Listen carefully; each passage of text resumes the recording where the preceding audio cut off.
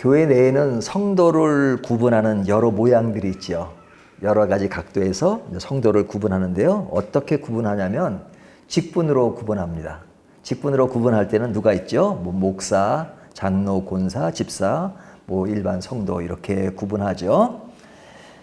그러나 이렇게만 구별하는 것이 아니라 이렇게 또 직책은 정해져 있지만 그들이 활동하는 것을 보고 참 그들은 믿음이 좋다, 나쁘다 이렇게 사람들이 개인적으로 평합니다. 그러니까 교회에 출석을 잘한다든지 봉사를 잘한다든지 헌금 생활을 잘한다 그러면 믿음이 좋다 이렇게 이야기하죠. 활동으로 성도를 구별하는 겁니다. 뿐만 아니라 능력으로 구별하죠. 예, 그 영향력, 인지도, 성경 지식 등등 리더십 이런 것이 있으면 저분은 참 교회 생활 가운데 능력 있고 참 잘한다라고 생각합니다. 그러니까 우리의 마음속에 직분으로 활동으로 능력으로 이렇게 성도를 구분할 때가 많이 있어요. 그러나 우리가 읽은 오늘 본문 말씀은 성도의 구분을 어떻게 하느냐, 지금 나열한 것처럼 성도를 구분하는 것이 아니라 이렇게 구분합니다. 주님을 따르느냐, 주님을 따르지 않느냐 이렇게 구분해요. 이것이 성경이 1차적으로 구분하는 겁니다. 아니, 예수를 믿지 않는 사람은 당연히 주님을 따르지 않는 것이고 교회를 나오는 사람이면 다 주님을 따르는 것이지 라고 생각할런지 모르지만 성경을 자세히 보면 교회를 나온다 할지라도 주님을 따르지 않는 사람들이 많다는 것을 나열합니다. 그래서 교회 안에서도 주님을 따르는 사람인가, 주님을 따르지 않느냐 이렇게 구분하는 것을 볼 수가 있어요. 이 이야기는 우리가 위에 나열한 그런 조건들을 무시하는 것은 아닙니다. 우리가 진짜 주님을 따르는 사람이라면 직분도 가지고 있고 또 활동도 해야 되고 어떤 내가 가지는 은사들을 잘 나누는 것이 중요하죠. 그러니까 믿음을 가지고 주님을 따르는 사람은 위의 것들을 다 합니다. 하지만 위의 것들이 없으면 일단 주님을 따른다라고 말할 수 없죠. 하지만 위의 것을 한다 하더라도 주님을 따르지 않을 수가 있다는 것을 이야기하는 겁니다. 그러니까 1차적으로는 위의 것을 가지고 평가하지만 그러나 이미 따른다라고 말하지만 위의 것을 다 충족한다 할지라도 주님을 따르지 않는 요소들이 없는가 하는 것들을 우리가 말씀을 볼 때마다 늘 생각하게 합니다.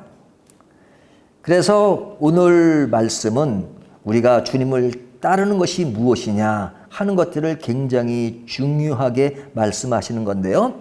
주님을 따르는 것이 무엇인가 하는 것을 이제 오늘 본문을 통해서 좀 더 섬세하게 살펴보아야 할 것 같습니다. 자, 주님을 따르는 것이 무엇일까요? 오늘 이 말씀을 가지고 내가 한번 생각을 해보시기 바랍니다. 내가 주님을 따르는 자라면 주님을 따르는 증명서가 필요하잖아요. 눈에 보이는 증명서는 아니지만 내가 주님을 따른다는 그 증거가 무엇인가? 오늘 본문은 아주 그것을 너무 명료하게 이야기해 주고 있습니다. 그 이야기하는 첫 번째가 뭐냐면 주님을 따른다는 제일 첫 번째 조건은 분명한 신앙 고백이 있어야 합니다. 신앙 고백이 있어야 합니다. 오늘 본문 보면 베드로는 신앙 고백이 있죠. 어떻게 고백하죠? 오늘 말씀을 보면 베드로가 신앙 고백을 하는데 그는 이렇게 고백합니다. 29절을 보면요. 주님께서 또 물으시되 너희는 나를 누구라 하느냐? 그러니까 베드로가 어떻게 대답하죠? 이르되 주는 그리스도니이다 하며. 자, 이것이 베드로의 고백이에요. 주는 그리스도시다. 자, 이 마가복음에는 이 정도로 고백을 하지만 마태복음에는 어떻게 언급되어 있냐면 좀 더 섬세하게 표현하고 있습니다. 뭐라고 이야기하냐면 주는 그리스도시요 살아계신 하나님의 아들이니다 이렇게 고백합니다. 물론 그 상황은 똑같은 고백이지만 이 글을 기록한 마가는 간략하게, 마태는 아주 섬세하게 기록을 한 것이죠. 그러니까 지금 우리 신앙에서 주님을 따른다는 것은 이런 고백이 없이 주님을 따른다라고 말할 수가 없어요. 이 고백이라고 하는 것은 엄청난 것입니다. 이것이 우리 신앙의 가장 중요한 정체성을 드러내는 가장 기본이며 첫 출발이라고 할 수 있습니다. 이런 고백이라고 하는 것은 우리가 어떤 마음과 관련 없이 그냥 문자적으로 암송하듯이 주는 그리스도시요 살아계신 하나님이 아니다 이렇게 뭐 외워 사는 것이 아니라 내 마음속 깊은 곳에서 진짜 실제 마음을 가지고 고백하는 것을 이야기하죠. 주는 그리스도시요. 주는 주인이란 말이죠. 주님이 누구시라고요? 나의 주인이시다. 그렇죠? 그분이 주인이신 그분은 누구세요? 그리스도 메시아이시며 그리고 하나님의 아들이다. 이런 것이 내 신앙 가운데, 내 마음 가운데, 내 영혼 가운데 반드시 고백이 있어야 돼. 아, 우리 주님은 나의 삶의 주인이시구나. 내 생명의 주인이시구나. 그분은 하나님의 아들이시며 하나님이시며 그리고 여전히 살아계셔서 나와 동행하시는 분. 그래서 그것을 실제적으로 내가 느끼고 그렇게 생각하고 또 그렇게 알고 세상을 살아가는 것. 이것이 고백이죠. 말로만 고백하는 것이 아니라 내 영혼 속에 그분을 향한 그 고백. 이것이 있을 때 주님을 따른다라고 말할 수 있습니다. 근데 이런 신앙 고백은 누가 하는 겁니까? 내가 하는 겁니다. 내가. 다른 사람이 해주는 것이 아니에요. 나는 고백하지 않는데 뭐 내 가족이 믿는다고 해서 또 다른 사람이 믿는다고 나를 기도해 주는 사람이 있다고 해서 내가 믿는 것은 아니죠. 다른 어떤 누구도 이 고백은 대신해 줄 수가 없습니다. 나는 일단 교회에 나오면 교회는 다 이런 고백을 하는 것이니까 나는 거기에 묻혀서 나도 자동적으로 나왔으니까 고백하는 것이다. 이렇게 생각할런지 모르지만 그럴 수가 없습니다. 내 집안은 기독교 가정이니까 당연히 고백하는 것이다. 이렇게 말할런지 모르지만 그런 고백은 아무리 주변 환경이 그렇게 되어 있다 할지라도 내가 고백하지 않으면 그것은 아무것도 아닙니다. 그래서 이런 고백은 내가 해야 되는 겁니다.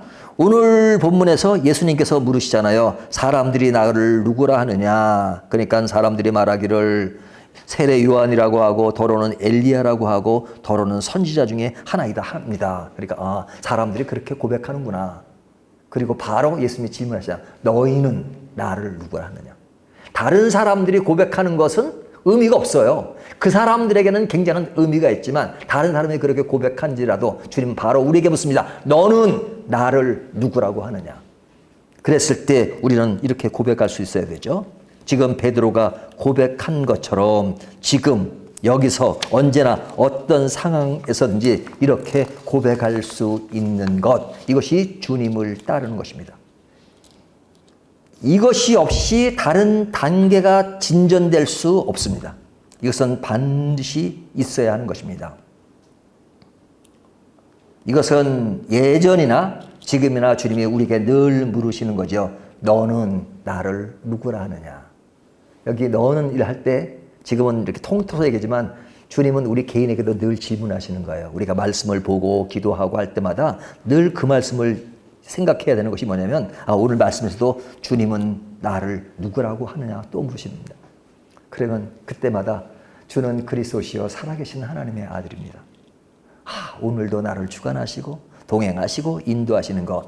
이것은 지금 반복을 계속하지만 너무너무 중요한 것이고 이건 1단계로 첫 단계가 끝나면 끝나는 것이 아니라 우리 삶을 마칠 때까지 늘 고백해야 하는 것입니다.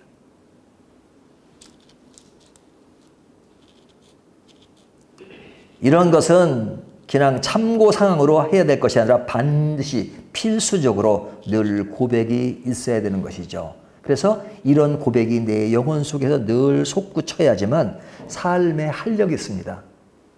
그리고 여유가 있어요. 이로 고백이 없으면 우리의 삶은 굉장히 힘들어질 수 있습니다. 자, 이런 고백이 사실은 앞에 보면 이런 고백이 나오나요? 지금 제자들에게 예수님은 여러 가지 질문도 하시고 뭐 권능도 주시고 했지만 지금까지 이런 고백이 나오지 않았어요. 마가복음이 총 몇 장으로 되어 있죠? 어려운 질문인가요? 16장이죠. 16장. 16장인데 지금 8장이에요. 8장. 가운데 지점에 있잖아요. 가운데 지점에 왔을 때 베드로의 고백을 통해서 지금 이것이 처음 나오는 겁니다. 주는 그리스도시요 살아계신 하나님의 아들이라고 처음 고백이 나와요. 그러면 마태복음이 또는 다른 마태복음이나 누가복음이나 요한복음이나 사실은 그 말씀이 우리에게 주는 메시지의 핵심이 뭐냐? 주는 그리스도라는 것이에요. 그러니까 이 주는 그리스도라는 이 말을 하기 위해서 지금 1장부터 8장까지 계속 온 것이에요. 그 안에 나오는 그 말씀들은 지금 이 말씀을 하기 위해서 지금 계속 달려온 것이에요. 그리고 딱 지금 이 말씀이 나와요. 베드로를 통해서 주는 그리스도시요 살아계신 하나님의 아들이다. 이렇게 말하죠. 자, 이렇게 말씀되어지는 이것에 대해서 주님은 이렇게 이야기하십니다. 그 고백이 있은 이후에 31절을 보면 인자가 많은 고난을 받고 장로들과 대제사장들과 서기관들에게 버림받아 죽임을 당하고 사흘 만에 살아나야 할 것을 비로소 그들에게 가르치시되. 여기 중요한 단어가 비로소. 자, 굉장히 중요한 말씀을 하세요. 지금까지 이런 말씀 하셨나요? 안 하셨나요? 처음이잖아요. 주님이 아주 구체적으로 내가 대제사장들과 서기관들에게 버림받아 죽임을 당하고 사흘 만에 살아난다 하는 이 말씀은 지금까지 하지를 않으셨어요. 근데 베드로의 고백이 있고 나서 그때 주님이 비로소 그들에게 가르치시되 하시면서 이야기한 겁니다. 비로소. 그 고백이 있은 이후에 주님이 이 말씀을 하신 거예요. 근데 이 말씀은 얼마나 중요한 겁니까? 예수님이 오신 목적이 바로 이 일을 위해서 오신 겁니다. 하지만 제자들은 아직까지 이 일에 대해서 잘 모르고 있었어요. 그래서 우리가 사복음서에 보면 제자들이 어떨 때는 싸움을 하잖아요. 주님을 따라다니면서 얼마나 폼을 잡았겠어요? 왜 폼을 잡았냐면 예수님이 나타나셔서 무리를 가르치시고 병자를 골 때 늘 강조되는 것이 뭐예요? 큰 무리들이, 큰 무리, 사람들이 많이 모였습니다. 그러니까 제자들이 얼마나 의기양양했겠어요. 주님이 딱 가시면 와, 야, 저 비켜, 그러잖아요. 옛날에 이제 우리나라에 이제 그 뭐 조선 시대나 그런 때 보면 왕이 딱 행차하시면 거기에 있는 부하들이 이제 이리 오너라 뭐 해서 이렇게 계속 길 정리하고 막 그러잖아요. 그것처럼 아주 제자들이 그냥 거기서 이제 제자라는 그 타이틀을 가지고 그냥 그냥 행세를 하고, 밀지 마시라 그래요. 뭐 그랬을 거 아니겠어요? 그러니까 그러면서 이 사람들이 많이 모이니까 이분이 이제 우리들의 왕이 되겠구나. 왕이 되면 우리도 이제 한 자리 할 때가 오겠지. 그래서 그분이 왕이 되시면 나는 우편에 앉을 것이냐 좌편에 앉을 것이냐, 네가 순위가 어떻게 되느냐, 이거 가지고 다퉜단 말이죠. 그냥 핵심되는 세 제자가 다루니까 또 다른 제자들 시샘이 나가지고 너희들만 그렇게 하느냐 해가지고 싸웠던 그런 사건들이 있잖아요. 그러니까 제자들이 생각한 메시아의 개념은 그냥 왕궁에서의 왕이 되는 그런 정도로 생각했단 말이죠. 근데 주님이 베드로의 고백이 있은 이후에 비로소 말씀하시기를 내가 이제 왕이 되어서 너희들에게 자리를 주고 이제는 내가 이 나라를 통치할 것이다. 이렇게 말씀하시는 것이 아니라 버림받아요. 누구에게? 늘 부딪혔던 대제사장들과 서기관들에게 버림받아요. 죽임을 당한다. 죽임을 당한다는 것은 죽을 뻔하다는 것이 아니라 실제 죽는다는 거잖아요. 그리고 사흘 만에 살아날 것이다 라고 비로소 그들에게 말씀하셨습니다. 자, 이 말씀을 비로소 하셨다는 그 이야기는 뭐냐면 신앙 고백이 있는 자에게, 어떤 신앙 고백이요? 주는 그리스도라고 믿는 신앙 고백하는 사람에게 주님은 그때서야 말씀하십니다. 너희가 진짜 나를 주인으로 믿어? 그리스도로 믿어? 그러면 그 주인으로 믿는, 그리스도로 믿는 너희들이 감수해야 될 것을, 너희들이 알아야 될 것은, 너희가 따라와야 될 것은 뭐냐? 그것은 너희들이 바라보는 그런 왕의 예수님, 궁중의 예수님이 아니라 진짜 내가 죽임을 당하고 십자가를 지어야 되는 그것을 따라야 돼. 그런 고백이 있다면 그런 예수를 너희가 믿는 거야 라고 주님은 말씀하시는 겁니다. 이 이야기는 당시 제자들뿐 아니라 오늘 우리들에게도 말씀하십니다. 예수 믿는 순간 실패는 없어지고 성공만 있고 불행은 없어지고 행복만 있고 늘 평안하고 없는 삶이 아니라 이제 있는 넉넉한 삶으로 바뀔 것이라고 기대하십니까? 하나님은 그렇게도 해 주실 수가 있죠. 하지만 예수 믿는 기본이 그런 것으로 생각하고 예수를 믿는다면 실망할 수밖에 없습니다. 성경은 우리에게 많은 것들을 이야기하지만 우리에게 또 많은 동행하시고 축복해 주시고 우리를 보살펴 준다는 말씀을 하시지만 성경을 자세히 보면 예수를 믿으면 반드시 너희가 생각하는 것처럼 다 될 것이라고 말씀하신 적이 없습니다. 그리고 도리어 진짜 주님 앞에 신앙 고백을 한 사람에게는 이렇게 말씀하십니다. 아주 깊이 너희가 신앙 고백을 했구나. 주는 그리스도시요 살아계신 하나님의 아들이다. 그렇게 말하면 아주 본질적인 것들을 알려줍니다. 그때서야 비로소 예수님이 그러면 내가 죽는 걸 너희가 볼 거야. 내가 사흘 만에 살아날 것이야. 그것을 알려주십니다. 우리가 믿음이 깊어지면 깊어질수록 주님은 우리에게 반드시 말씀해 주는 것이 십자가의 길을 얘기해 주십니다. 너희가 나를 믿는 것, 고백하는 것이라면 그러면 이제부터 너희는 진짜 십자가의 길을 가는 거야. 이렇게 말씀하는 겁니다. 고백이 없는 자에게는 십자가의 길을 굳이 이야기할 필요가 없어요. 알지도 못해요. 설명해도 알 수가 없으니까요. 그러나 고백하는 자에게 주님은 이제 좀 더 가까이 왔기 때문에 그들에게 말씀하십니다. 그래, 이젠 알아야지. 내 가는 길이 십자가의 길이라는 것. 그것을 말씀해 주십니다. 근데 오늘 본문을 자세히 보면 베드로의 고백은 너무너무 아름다운 것이잖아요. 그래, 주님이 그 고백한 너라면 이제부터 갈 길은 십자가의 길이라고 말씀하시니까 베드로가 어떻게 반응하죠? 오늘 본문 32절을 보면 주님께서 그렇게 말씀하고 나니까 베드로의 반응입니다.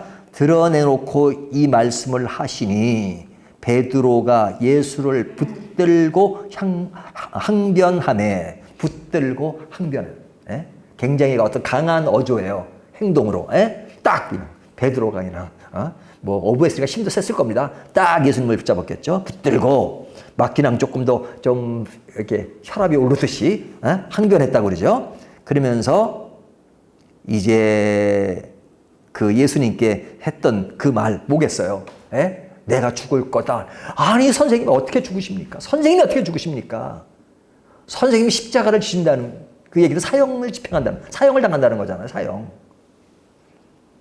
어찌 어떻게 그런 생각을 하죠. 죽임을 그것도 다른 사람이 아니라 바리새인들이나 서기관들에게 버림받아 죽임을 당하세요. 어찌 그럴 수가 있습니까? 그건 안 됩니다. 주님이 그러신다면 내가 어떻게 해서든지 주님을 보호하겠습니다. 그런 좀 뻥을 좀 쳤을지도 모르죠. 제가 너무 전문 용어를 썼네요. 그러니까 그런 주님에게 대들었다기보다는 그렇게 좀 그냥 그 어떤 주님을 보호한다는 그런 의식을 가지고 딱 그랬잖아요. 근데 그런 반응에 대해서 예수님이 뭐라고 말씀하십니까? 33절 예수께서 돌이키서 제자를 보시며 베드로를 꾸짖어 이르시되 사탄아 내 뒤로 물러가라. 내가 하나님의 일을 생각하지 아니고 도리어 사람의 일을 생각하는도다 하시고. 와, 주님이 이게 진짜 하나님은 안 계셔 그 정도 얘기했으면 사탄아 물러가라 그러는데 지금 그냥 주님 그러시면 안 됩니다 라고 얼마나 선의적으로 얘기했어요. 근데 주님이 엄청 세게 말씀하셨어요. 사탄아 내 뒤로 물러가라 이렇게 말씀하셨어요. 엄청 센 말이에요. 엄청 센 말이에요. 그리고 하시는 말씀이 내가 하나님의 일을 생각하지 않고 사람의 일을 생각하는도다. 그러니까 사람의 일을 생각하는 것에 대해서 주님은 사탄아 물러가라 이렇게 말씀하신 겁니다. 그러니까 사탄이 하는 일이 뭔 거예요? 사탄이 하는 일이 뭔죠? 사탄이 하면 귀신 들리고 그런 것만 생각하잖아요. 사탄이 하는 일은 오늘 본문을 보면 하나님의 일을 생각하지 않고 사람의 일을 생각하게 하는 것이 누구예요? 사탄이 하는 일이에요. 이게 굉장히 중요한 말입니다. 사탄이 하는 일은 하나님의 일을 생각하지 않고 사람의 일을 생각하게 만들어요. 진짜 믿음 고백을 하고 예수 그리스도의 십자가를 받아들이는 사람은 어떤 사람이에요? 사람의 일을 생각하지 않고 하나님의 일을 생각하는 사람이에요. 하지만 반대로 사탄이 원하는 그 길은 하나님의 일을 생각하지 않고 사람의 일만을 생각하는 겁니다. 이것이 굉장히 중요한 것이기 때문에 주님은 그렇게 사탄이라는 표현을 쓰신 겁니다. 베드로를 아주 강하게 꾸짖으셨죠. 베드로의 어떤 상반된 모습이라도 고백할 때 너무너무 아름다웠잖아요. 주는 그리스도시요 살아계신 하나님의 아들이라. 엄청나게 멋진 말이잖아요. 근데 그 고백이 어떤 고백이냐. 주님에 대한 그 존재를 인정하고 그분이 하시는 일을 인정했다라면 그분이 무엇을 하실 것인가에 대한 인정, 그것에 대한 동의, 그것에 대한 순종, 그것까지가 고백의 길인 거예요. 하지만 그런 고백은 했지만 그 고백이 나를 위해서, 내 영향을 위해서, 내 안위를 위해서, 그리고 내가 더 위에 서는 것을 위한다면 그 일은 누구를 위한 일이에요? 하나님의 일이 아니라 사람의 일을 생각하는 거죠. 사람의 일을 생각하는 거죠. 우리가 신앙 고백을 했으면 절대적으로 필요한 것은 하나님의 일을 생각하는 겁니다. 하나님은 고백하는 사람에게 더 많은 수준의 순종을 요구하십니다. 왜냐하면 주님은 고백한 자에게 더 가까이 주님의 길을 알려주시기를 원하세요. 우리가 좀 더 믿음의 길을 가까이 간다면 우리는 뭘 더 이해해야 돼요? 주님이 원하시는 길, 십자가의 길을 더 이해됩니다. 믿음이 멀리 있는 사람, 그 사람들은 십자가의 길을 잘 이해를 못해요. 예? 왜 십자가의 길을 이해 못하냐? 사람의 일이 더 그에겐 더 중요하거든요. 그러나 하나님의 일을 더 중요하게 생각하는 사람들에게 주님은 더욱더 십자가의 길을 이야기하십니다. 주님의 그 길을 따르는 것, 그것이 하나님의 일을 생각하는 것이죠. 오늘날 나에게 있어서 나는 하나님의 일을 생각하는가, 사람의 일을 생각하는가. 우리가 이제 말씀을 묵상하잖아요. 묵상할 때 이런 것을 생각하는 거죠. 나는 진짜 매일매일 살아가면서 실제로 하나님의 일을 생각하고 사는가, 사람의 일을 생각하고 사는가. 어디에 내 초점이 맞춰졌는가. 하나님을 믿는다는 어떤 외형적인 구분에서 나는 직분도 있고, 그리고 활동하는 것, 또 열심을 봐서 나는 교회 생활을 열심히 하고 있지만 나는 내 실제 생활 가운데 어떤 기본적인 신앙 고백은 있지만 나는 실제적으로 하나님이 원하시는 그 길을 가는가, 아니면 사람이 원하는 그 길을 가고 있는가. 이런 것들은 우리가 깊이 생각할 문제란 말이죠. 저를 포함해서요. 목사라고 해서 늘 하나님의 일만 생각하나요? 어떨 때는 하나님의 일보다도 내 안위와 내 일을 더 생각할 때가 많잖아요. 그랬을 때 그때는 내 속으로 한번 질책이 필요해요. 뭐라고요? 어떻게 질책해야 돼요? 사탄아 물러가라. 우리 교회는 그런 거 잘 안 쓰는 걸로 했는데 아닙니다. 그냥 사람들이 저를 오해할 때가 있어요. 왜냐면 저는 이제 기도를, 새벽 기도 조용히 하잖아요. 그러니까 임세일 목사는 그냥 기도를 해도 조용히만 하고 이렇게 소리 내서 하는 걸 별로 안 좋아하는구나. 아닙니다. 저 소리 내서 기도하는 거 좋아합니다. 저는 그렇게 스타일이 그러지만 새벽 기도 오신 분들에게 여러분의 스타일대로 기도하십시오. 우리 교회는 아멘 할렐루야 안 하는 교회로 아십니까? 뭐 어떤 교회는 막 훈련을 너무 시키니까 뭐 할 때마다 말할 때마다 그냥 동해 바다에 오징어가 많이 잡힙니다. 그래서 막 아멘 하면 그래요. 에?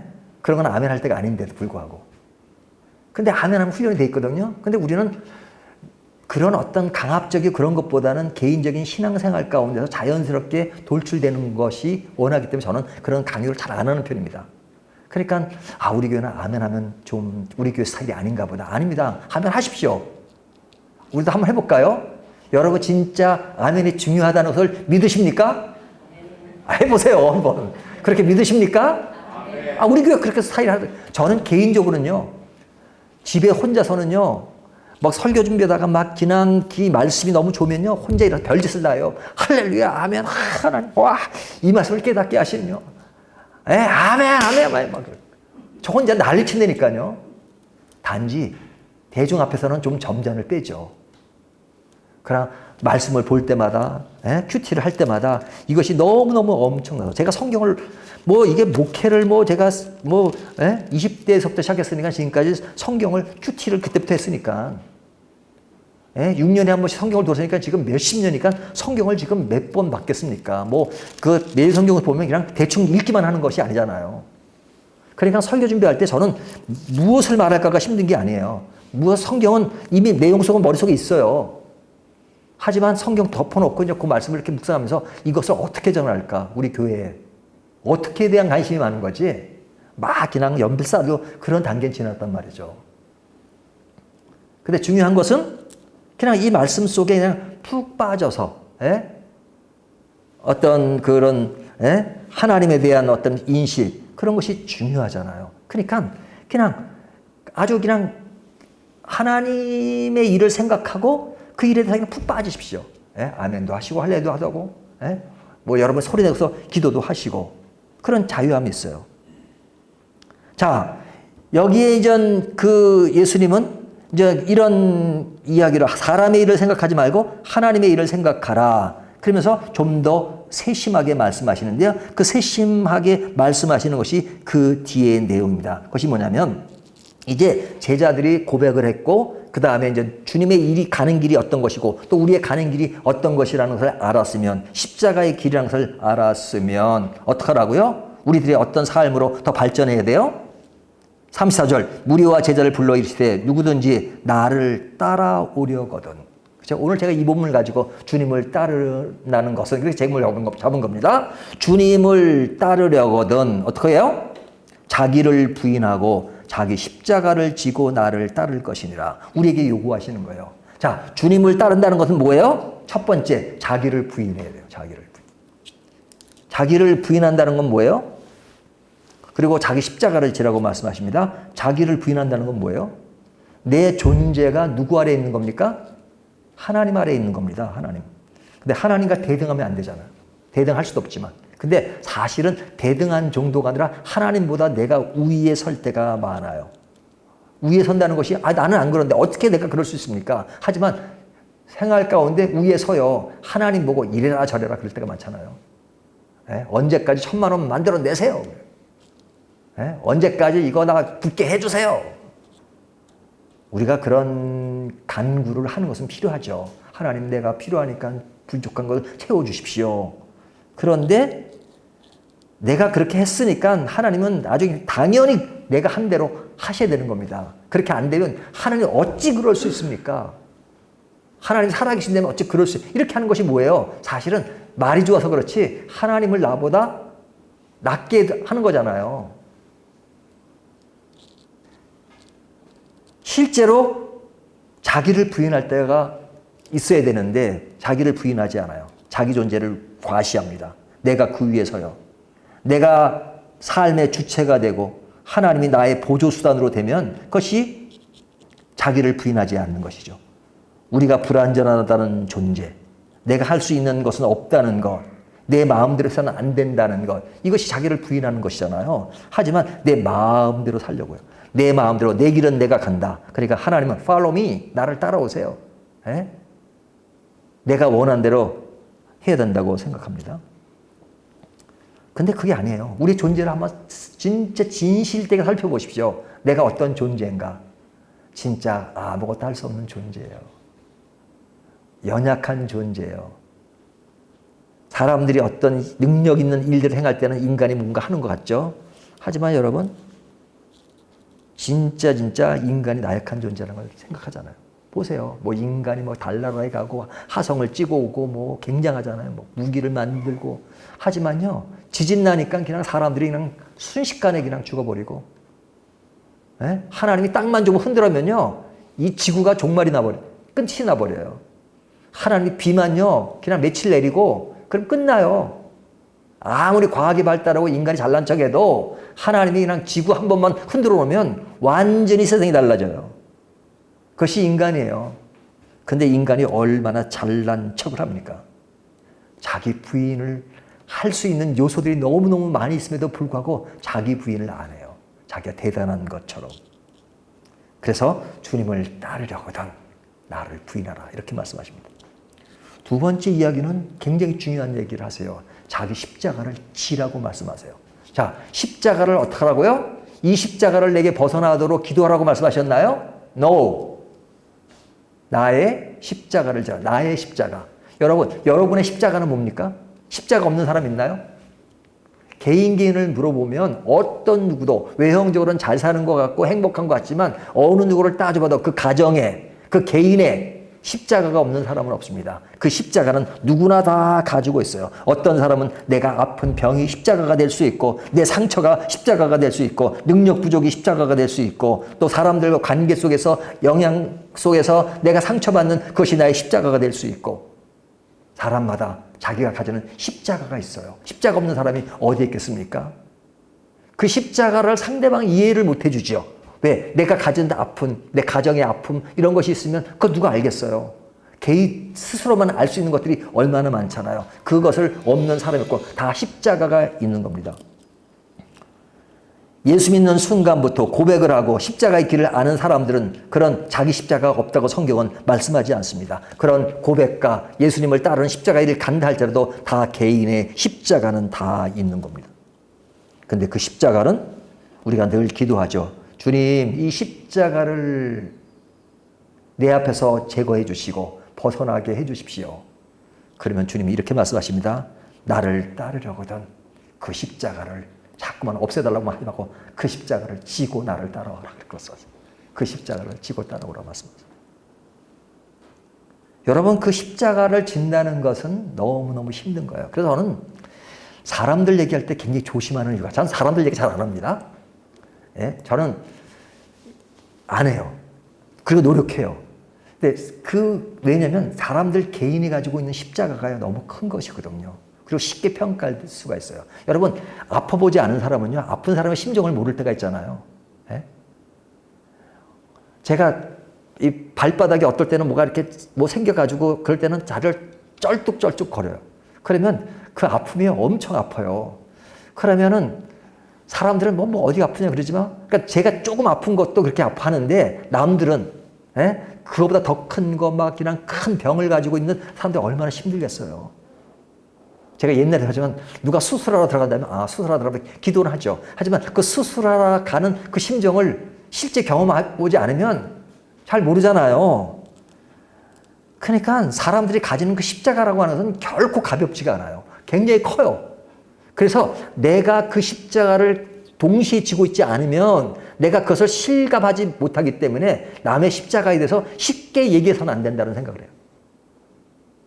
그리고 이해하려고 노력해야 돼요.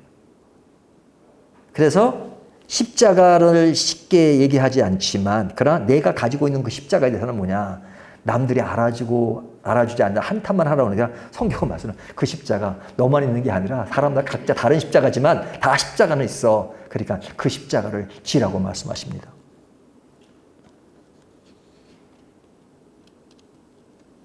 예수님이 십자가를 지신 것은 우리 개인이 십자가를 지는 것에 대한 하나의 본보기로 보여주신 거예요. 하나님의 아들 예수님도 십자가를 지었는데 우리에게 십자가를 지라.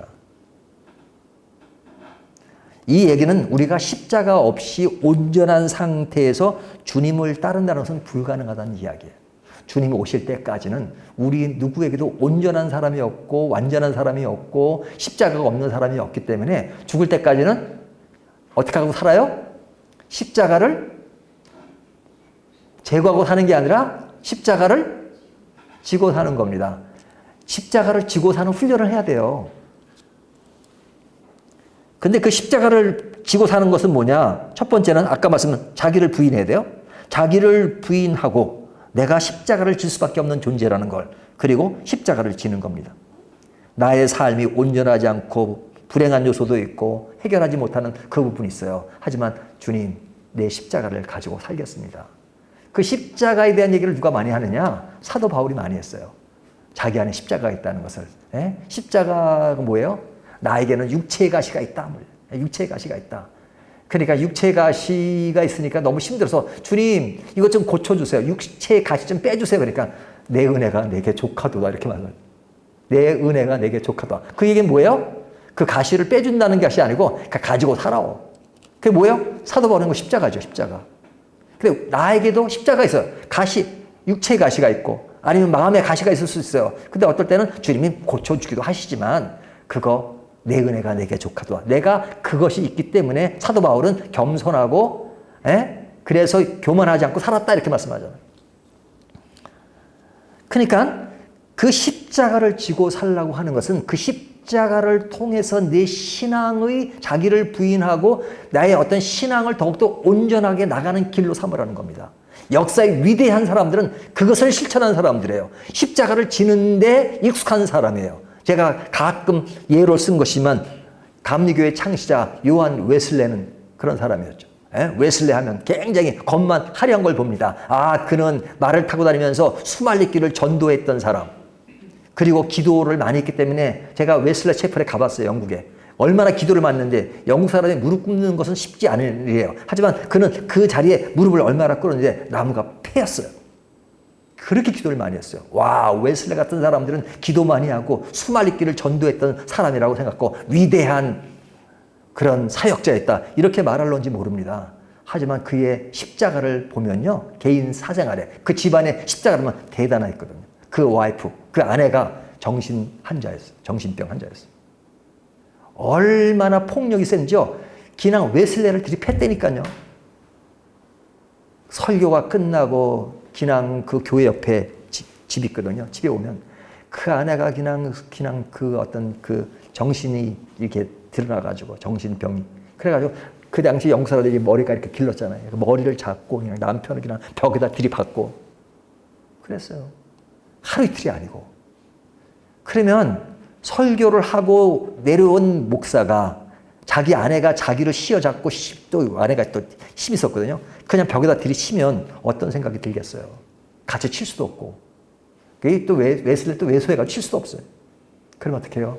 오, 주님. 그리고 어디 갔어요? 기도하러 간 거지, 기도하러. 집에 있으면 고달프니까 또 밖으로 나가서 말 타고 전도하고. 여러분, 그것이 너무너무 큰 슬픔이고 가시예요. 하지만 그런 가시가 있음에도 불구하고 그는 전도하며 기도했다는 것은 뭐예요? 나의 십자가를 믿음으로 승화시킨 사람이잖아요. 가시를 가지고 살지만 그 십자가를 진 모습이에요.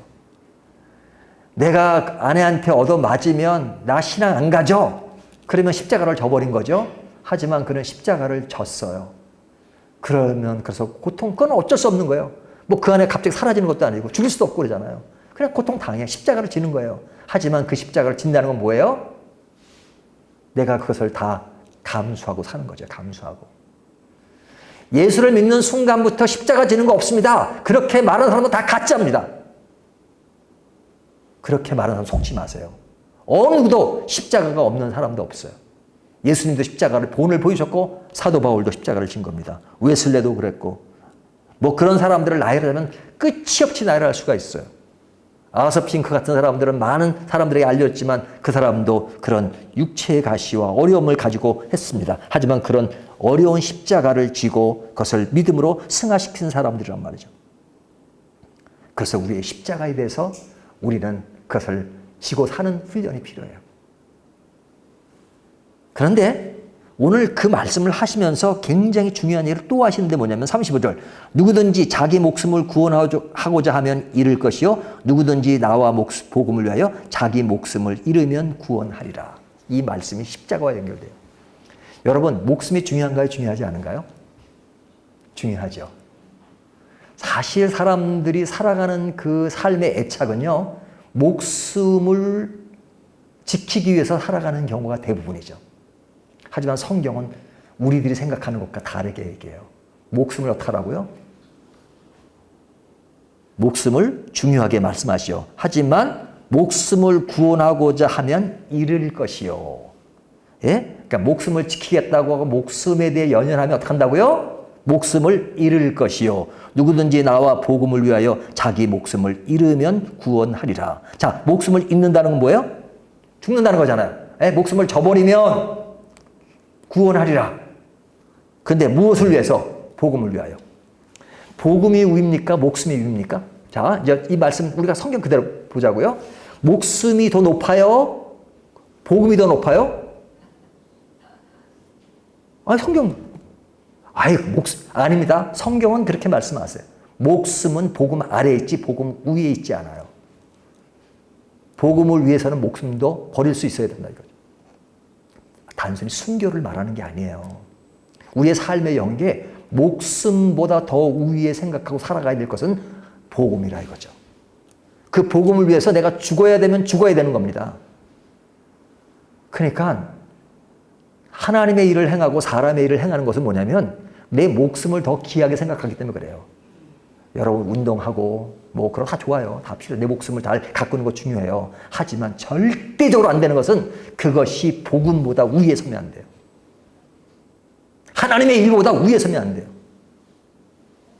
그러면 그때부터는 뭐예요? 사람의 일을 행하는 겁니다.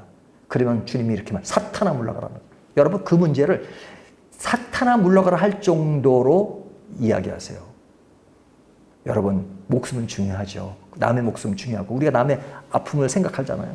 하지만 그 목숨은 그러니까 사람이 그런 내 목숨보다 복음을 위해 생각하면요.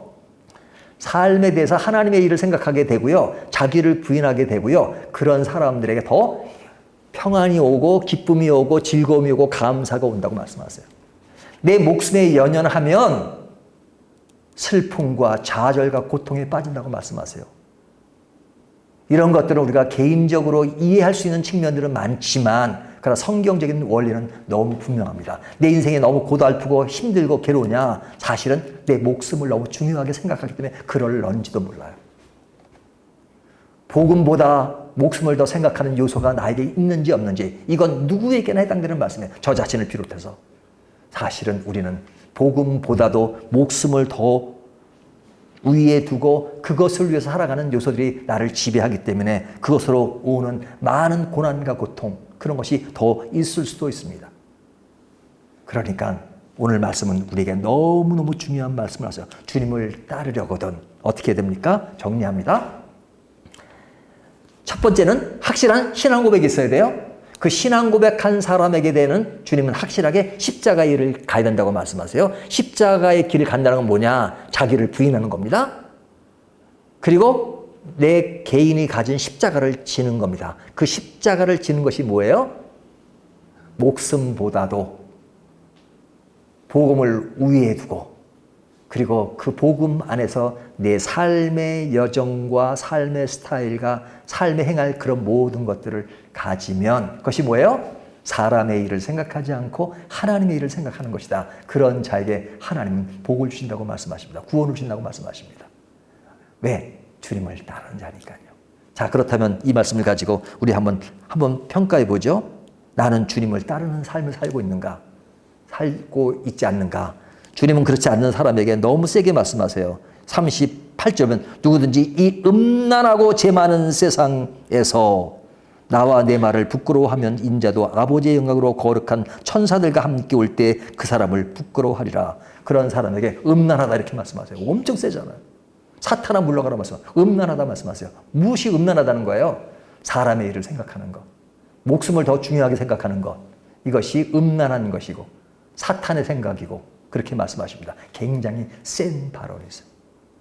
그렇다면 우리는 그냥 그리스도 안에 있으니까 우리는 이런 것들을 가볍게 생각하고 살고 있지는 않았는가? 오늘 이 말씀을 가지고 더욱더 하나님 안에 거하는 저와 여러분 되시기를 주님의 이름으로 축원합니다.